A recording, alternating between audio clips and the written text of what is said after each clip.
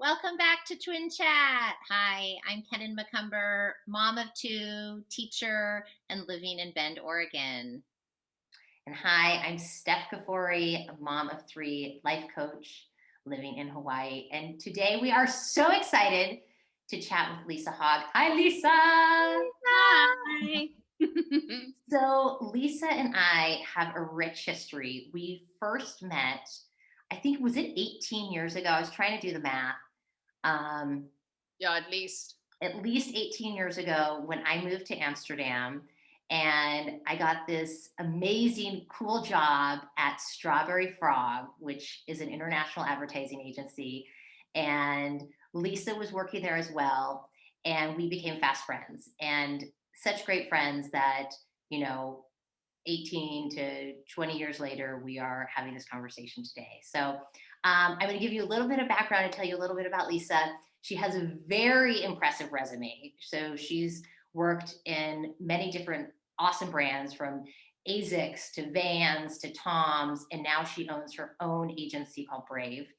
And she's a native South African, so you'll hear in her accent. I love her accent. But she has Dutch residency, and she's lived there for at least 25 years, I think, right, Lisa? 23 this year. Okay, 23 years. She has two amazing kiddos. And this whole episode could actually be about Lisa's badass career, but we're not going to talk about that today.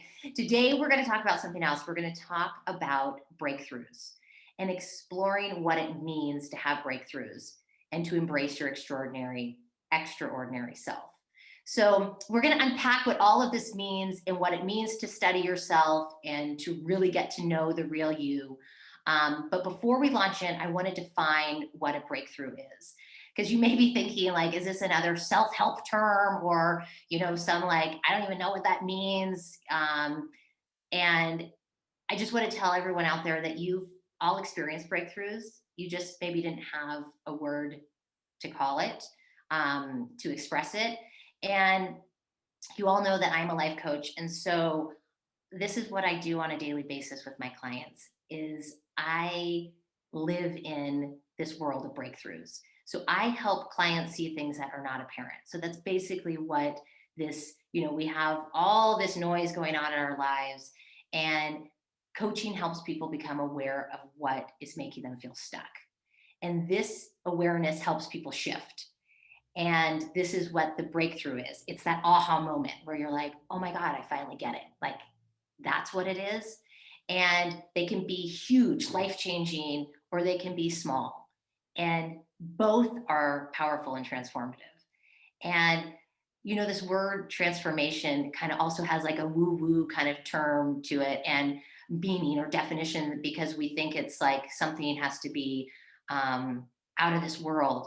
But I want to kind of talk about what transformation means as well as it pertains to being your authentic self. So first I want to tell this really quick metaphorical example about breakthrough. So you guys are going to laugh because it's kind of silly, but let me just tell it really quickly.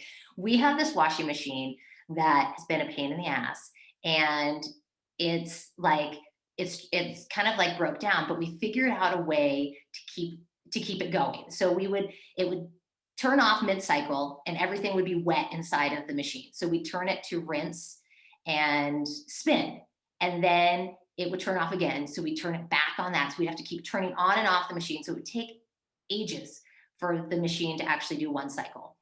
But we were like, okay, we just didn't have time to deal with it, right? Then it started stinking. And I'm telling you, it was like this nasty sulfur smell. So we'd walk into the laundry room and be like, oh my God, this is not cleaning our clothes. Like our clothes, then I opened a thing of laundry and our clothes stink. And I was like, enough is enough. So I said to my husband, who's a mechanical engineer, I'm like, honey, this is like urgent. You gotta get into the washing machine. So one night we all go to bed. He's like, I'm gonna tackle this. So he opens up the washing machine, grabs a glob of shit, like literally hair and sand and like a sock and grime and grit. And so he cleans it out and he saves it. He's like, I want you to see this. What I got out of there, like the reward, right? So so I see it and I'm like, that's nasty. I cannot believe you saved that. So my point in telling this story is that we all have experienced something similar, which is carrying on with our lives, forcing things, thinking that if we just do these little tricks, that we'll be able to keep our lives moving forward. And in this case, it stunk so badly that we had to actually fix the machine. Um, and for the human experience, this is where breakthrough happens, right? It's because you become aware of the gunk that you've been carrying inside of you. And you start to notice your thoughts and feelings and how these thoughts and feelings have either served you or not served you. And what you've been doing in your life to avoid not feeling and what actions you've taken or not taken. So this is like, these are huge, huge things that you start to experience and to ask yourself. And there's this other piece that people do not actually, we don't give enough in our daily lives, we do not give enough credit to our bodies. And this is a huge part of our being. And intellectually, we know it, right? We know, okay, everything's interconnected and it's the mind and the body and the spirit. But when you actually get into your body, and there is a practice called somatics, and that's when you tune into your body and you notice where you're holding stress and trauma. And so in my coaching, I do somatics where I'll ask someone how take a feeling and where you're feeling that in your body. And a lot of times people feel it in their heart or their chest or their throat. And so we'll go into that and I'll ask them actually to hold that part of their body and bring awareness to that. And so I don't want to go into too much more detail about that, but we do visualizations and stuff that can be really powerful. And Lisa, now I want to bring you into this picture. So thank you all for listening to my story. But Lisa and I just had the most amazing 3-hour conversation last week, and she was telling me all about her experience with somatic body work. And now, Lisa, I would love for you to tell us your experience. Okay, well, where to begin? Firstly, thanks both of you for having me. It's a privilege to join you on this chat, and Stephanie, you know how I love to tell a story, and I'm a huge ambassador for this kind of work now. I'll basically speak to anyone who's willing to listen about somatic therapy because I'm 45 years young. I've been in and out of different, types of therapy, probably since my late 20s or early 30s. I can't remember when I began. I've done a mix of psychotherapy. I've done psychotherapy that's combined with proper mindfulness coaching, so much more of a mindful approach. I've done something the Dutch called haptotherapy, HAPTO, and it is a little bit around the somatics. But then around 18 months ago, I started with a somatic therapist here in Amsterdam who is my shamana, as I like to call her, because it feels like really, in a positive sense, quite witchy work because you feel. And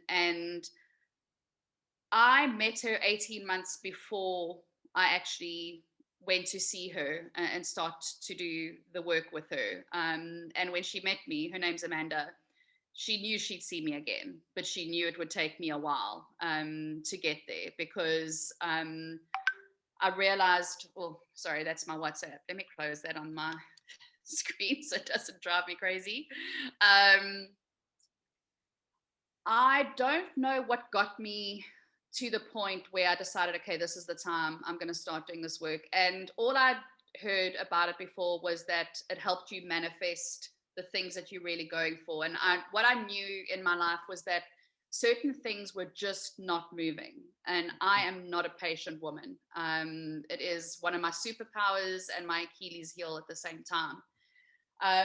But I knew I needed something to shift. And what the first breakthrough I've really felt like I experienced with the somatic therapy was going out of my head, and where we have all the ideas of who we should be, how we should feel, how we should navigate things, and go into my body and feel the trauma that's in my body, and then getting to understand how that trauma has actually been informing all my decisions. Because what it's taken me to, and you'll have to keep me going because I'll veer off in different directions, what it's empowered me to do is make better decisions, but then actually have some empathy for the old me who made the decisions that I was feeling guilty or remorseful about. Because what I do was just beat myself up for making really poor decisions. Whereas now I can look at them, understand why I've made those decisions, and it's all come out of really understanding the feelings in your body, where they come from, whether it's your childhood trauma or if it's older. You're really figuring out the genesis of that behavior, and then you start to kind of unravel. And I said to Stephanie on our 3-hour mega call, I feel like I'm the biggest onion on the planet, because every time I get through one layer, which you could refer to almost as a breakthrough, as soon as I lift up one, there's the new lesson under here. And if we live a full life, we'll always have new lessons, because we go from one phase to the other. My children are now 20 and 16. I'm in a completely different phase as a parent. And we all know as parents, as soon as we think we got one phase down, the next phase, gives us a bitch slap about the head and says, here, you had that done. Here I am. So what I loved about it was just the idea of me stopping with purely thinking and to start feeling. And that's actually massively transformed how I am. And we wanted to talk about the authentic self and then on this call, and that's where I feel like I'm traveling to. And I was running this morning, and the song came on, and I was supposed to write it down, and I forgot. You guys will know it, but there's a line in it that says, "I'm very busy, or I'm very happy being who I'm becoming lately." And there's just something really amazing about starting to discover the real you, and then also picking up who you've been all along. Because the woman who I'm discovering now and loving, I've been her since birth. I just got waylaid along the way here and there. And I love what you just said, is it's loving all of who you are, right? And the guilt that you've had for decisions that you've made in the past. It's I tell us about how you have reconciled that, Lisa. The thing that I found interesting about this transformational phase, so I've made some really big shifts. I decided to do dry 2020, which we all have like a laugh about, because no one knew what the fuck 2020 was going to be like. And I decided this was the year to stop drinking.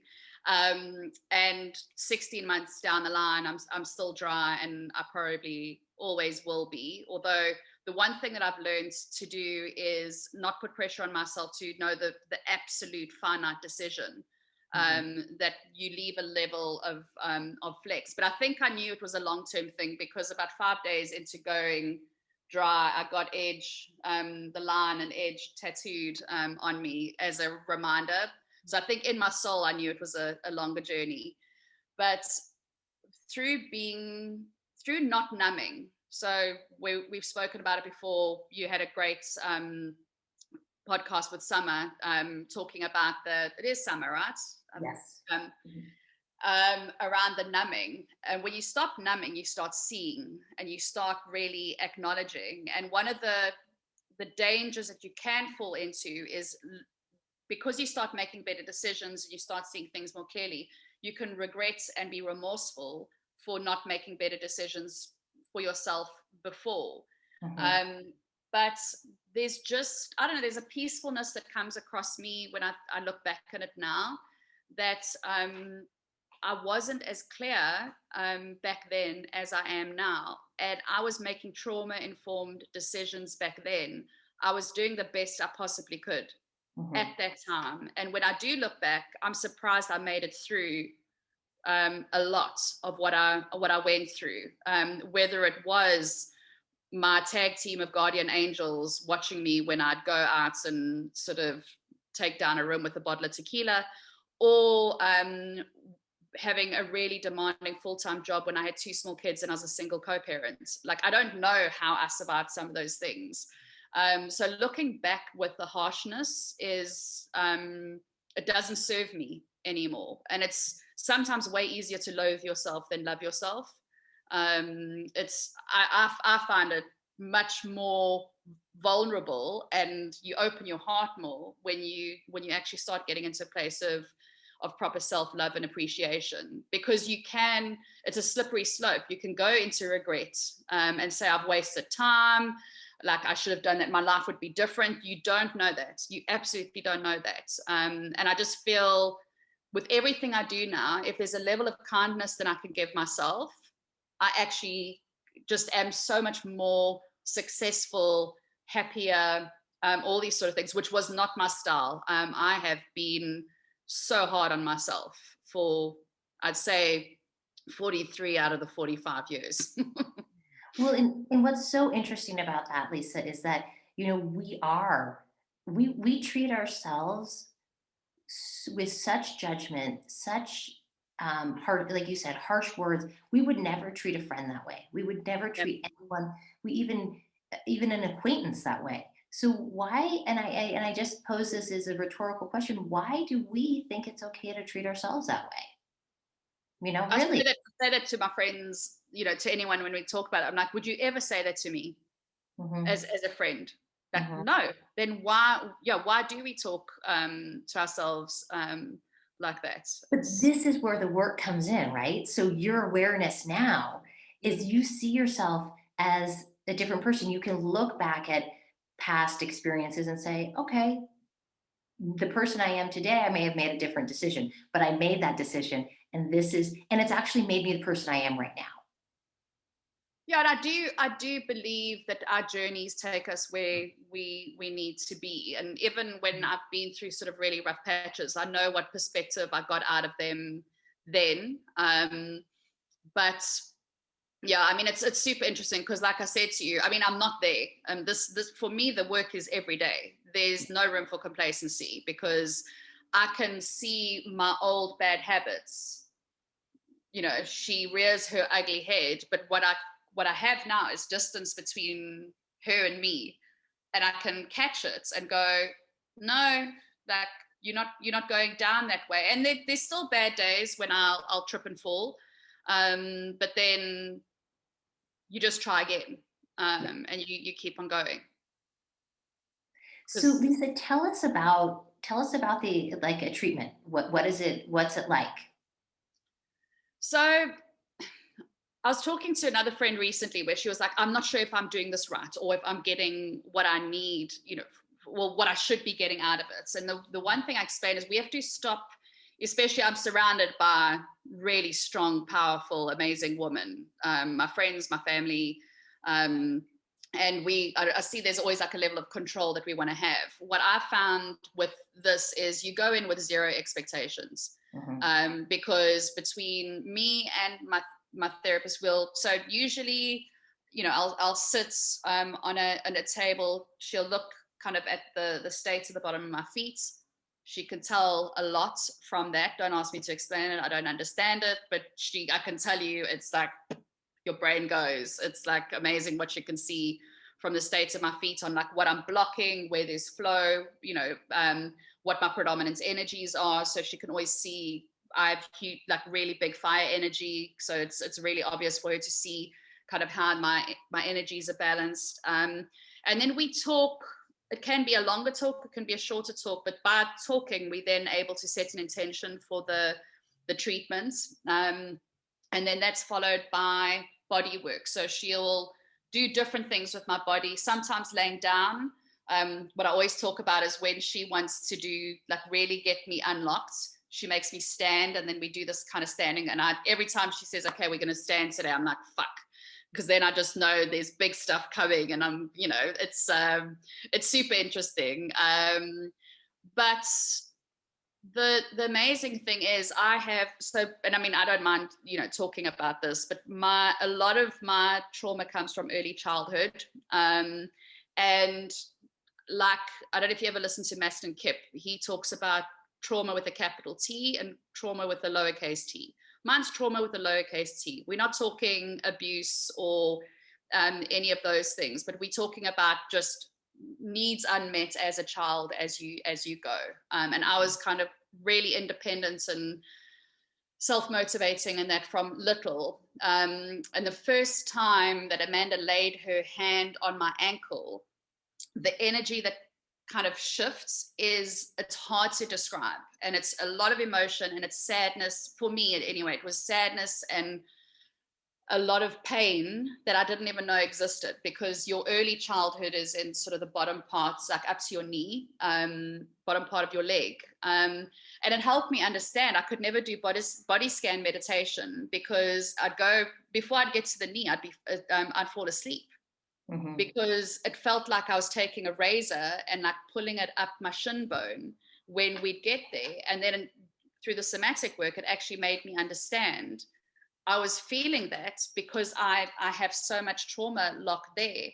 And other things that I thought would come up, like I got divorced 12 years ago, that actually hasn't shown up. Everything else comes from my childhood. So each session we work on different things, and it can be a theme of shame or a theme of guilt, or it can be, looking at how I'm going to manifest romantic love in my life, all these sort of things. I can't often explain what the treatment's like afterwards, because I'm not in my head, I'm in my body. Yeah.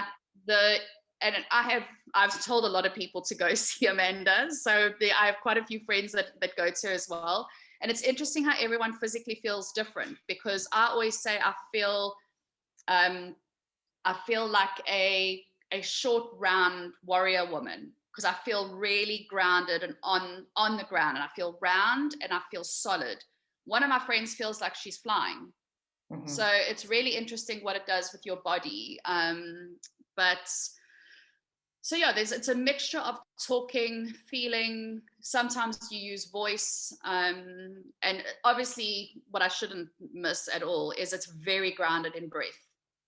And what I realized before I started doing this work, I was not breathing. Mm-hmm. I'd breathe to about here. Mm-hmm. I was a shallow breather for sure, because I talk a lot too.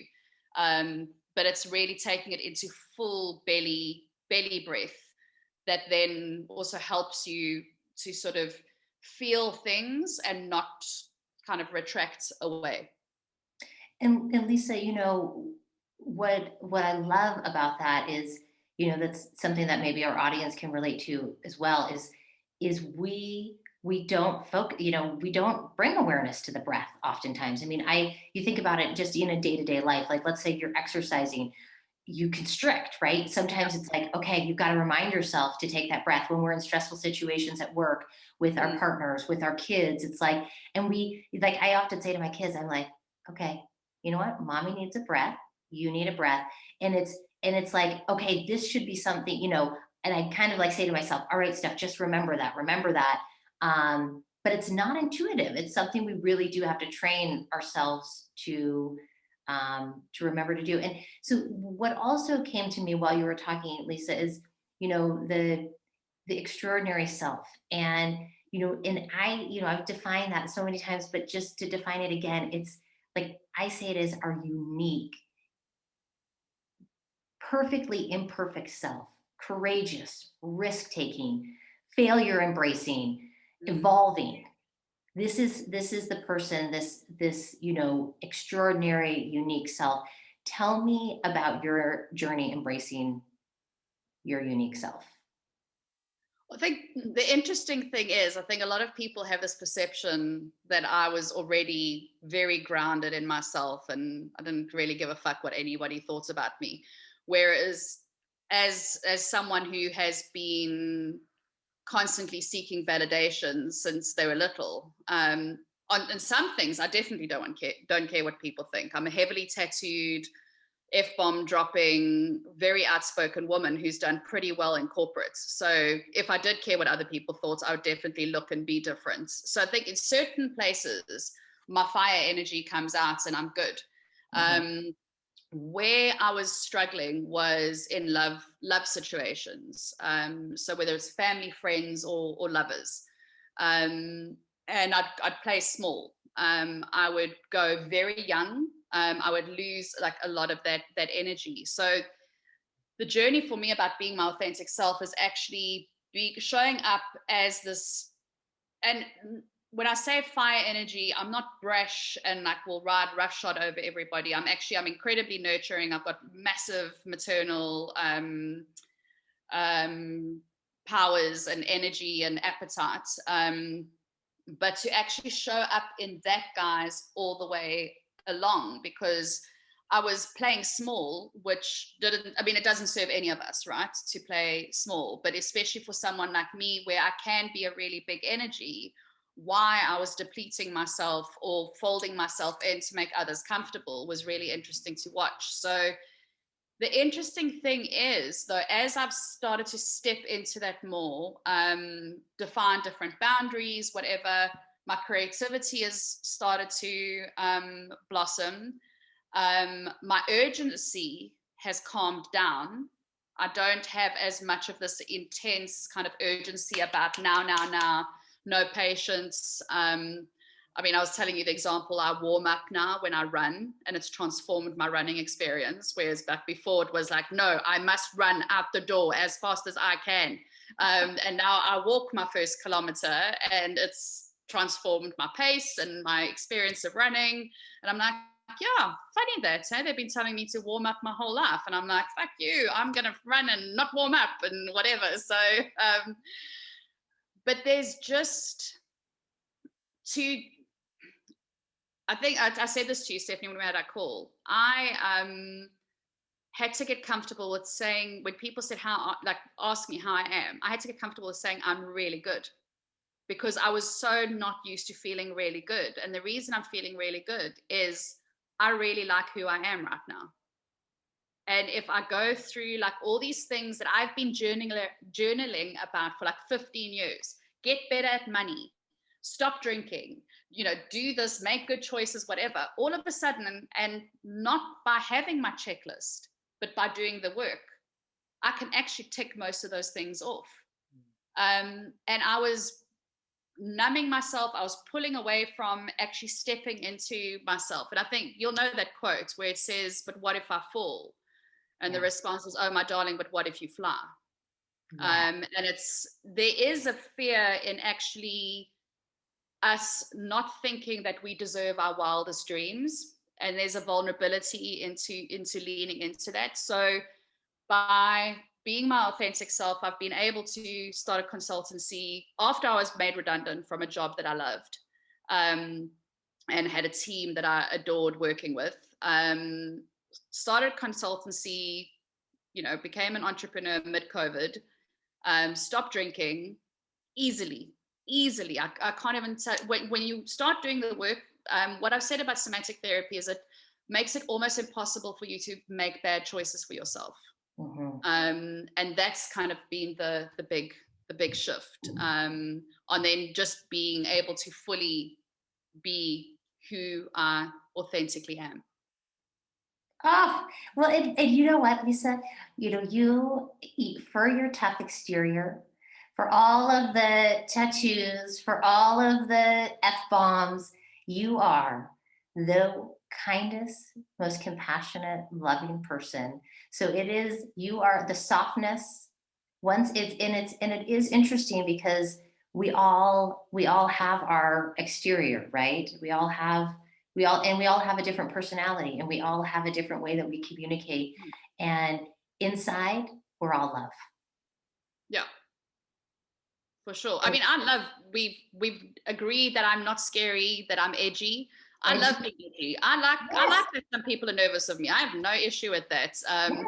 But I'm definitely all love. I'm just, yeah, life is much better when it's coming from a place of love. And it's not about loving other people. It's definitely, you start with yourself first, because if, RuPaul says it, if you can't love yourself, how are you going to love anybody else, kind of thing. So she Absolutely. does a way better job at saying that than I just did. But anyway. Okay, ladies, we are at our time. And I can't believe it, because when Lisa and I talked for 3 hours, it felt like 10 minutes. This has felt like it's been a 2-minute conversation. Kenan, do you have anything you want to I add? just want to say thank you so much to Lisa for being here. And I would love it if you would come back again on Twin Chat, because I feel like we have just gone to the surface. I mean, this conversation was so deep. I just mean the surface of you and all that you have to offer to the world. I mean, you are an incredible, incredible woman. And I really hope that you will get to the US soon, because your spirit is so beautiful. And I really want to see you again, because it has been years since we have had a chance to see each other in person. And I'm grateful that I get to be, I got to meet you when I visited Stephanie in Amsterdam long ago, and you came to Portland many years ago. But you really are an awesome person. So thanks again for being here and taking this time. Oh, you're sweet. Thanks. I'd love to join again. I can, like I said to you guys before, I can talk the hind leg off a donkey, and I have a lot of experience on a lot of things. So whenever there's a topic that you think I can add to, I'd love to continue to discuss with you. And I think it's good. I love what you've done so far with the topics that you're addressing. And it's really fun to hang out with both of you. Thank you, Lisa, and thank you to our audience. And please join us and subscribe and turn on your notifications. We release new episodes weekly, and you can find Twin Chat with SNK on our YouTube channel, Apple Podcasts, Spotify, and you can also find us on Instagram. And I should probably change my handle, because it's @rise.life.coach, because there's another @rise.life.coach. So I just put dots in there, but it's kind of a mouthful. And we're also on the World Wide Web at Rise Life Coach. So Lisa, thank you again. Kenan, goodbye, everyone. Bye, everybody.